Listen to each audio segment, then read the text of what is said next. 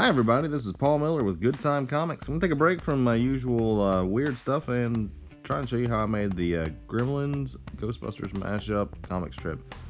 Since these were established characters, I used images I could find for as reference on how I wanted to draw this, and then make adjustments. I started with Gizmo because, well, that's who I want to start with. Get the basic outline, that's what I always do. This is different how I normally would do, where I draw the shapes to get the outline. And you slowly work your way through it as you go.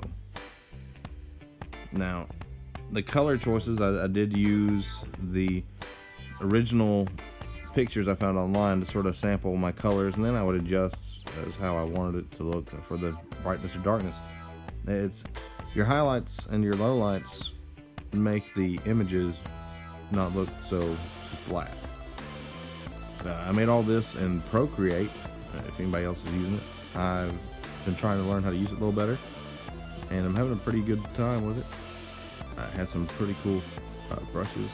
Now, like with the car here, it was difficult for me. I was almost tried drawing it from memory, and then I was like, because I knew how much stuff I was going to draw, and so I just used the image to get the shapes I wanted. The fun thing with the car is that it has a lot of lights on it. So after I drew the picture, later on, you may not see it at the time-lapse video, I threw some light effects in the background, sort of highlight. All the lights are supposed to be flashing. Now, selecting which ones to put in here, I couldn't ignore Slimer. I was like, I've got to have Slimer, which was super fun to draw. And then deciding which gremlins to add was a huge pain in the butt. Now this right here is one that I'm glad has proof. I drew this one, and as you'll see here in a second, I finished it and then I decided to move it on top of the car. When I did Procreate, pixelated it, I tried messing with it, I couldn't fix it because I missed it when it did it. I wasn't paying enough attention. And so I had to redraw the whole thing, and so I just adjusted how I did it completely, which I think turned out alright in the end. Now, the gremlins for the chainsaw, I decided to use a effect, a motion blur on the chainsaw itself to just try and not make it look like it's just so flat. I wanted it to look like it was sort of in motion. And there you see is where I moved the other one. This right here is where I'm screaming and yelling because I'm pretty mad and starting over, drawing it all over again. Personally, I like the first one better. The second one, I think I was trying to rush, trying to make it because I was so aggravated at myself. But good vote. Which one do you think you liked better?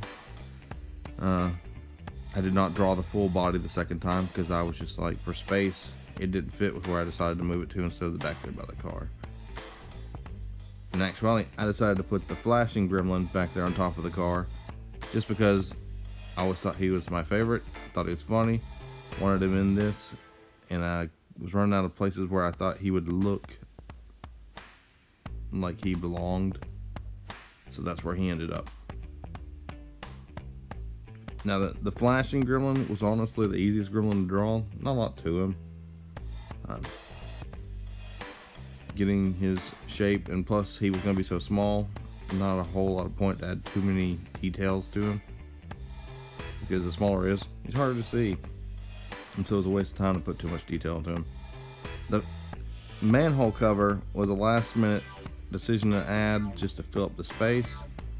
I actually googled New York City sewer manhole covers, found one that looked sort of like that, and decided to draw it. I hope you enjoyed this tutorial. If not, I'll go back to my weird stuff. Thanks.